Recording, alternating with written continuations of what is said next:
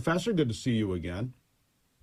Good to be back. Thanks for having me on a day I hope we can celebrate the Constitution.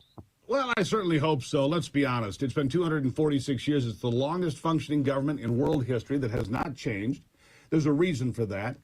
The men that put this together and the women, some of their wives like Abigail Adams, everybody had input here. They were involved in the process. These were brilliant people. They could see human nature. They didn't have to know about the technology. They understand human nature, and they wrote to it. As a result, they have a very successful document. But people in this country today, many want to gut it, don't they? Absolutely, and you're right. We shouldn't underestimate the brilliance of you have to know what human beings are like, what they're capable of, and what justice is. And it was amazing how so many in that generation were able to do that and able to know that and had such wisdom to actually even improve on old republics. The founders actually said republics have had a bad rap in the last 1,000 years before us, and we have figured out ways based on how we know human nature to make government of, by, and for the people, not just right, which we always believed it was, but work.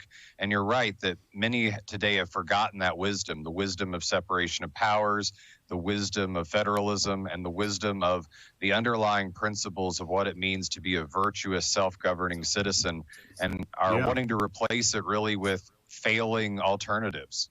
Yeah, very much failing alternative. It's too bad that more colleges and universities don't take the approach you just described like Hillsdale takes, right? It's important because we have so many people that are constitutionally illiterate, is a good way to put it.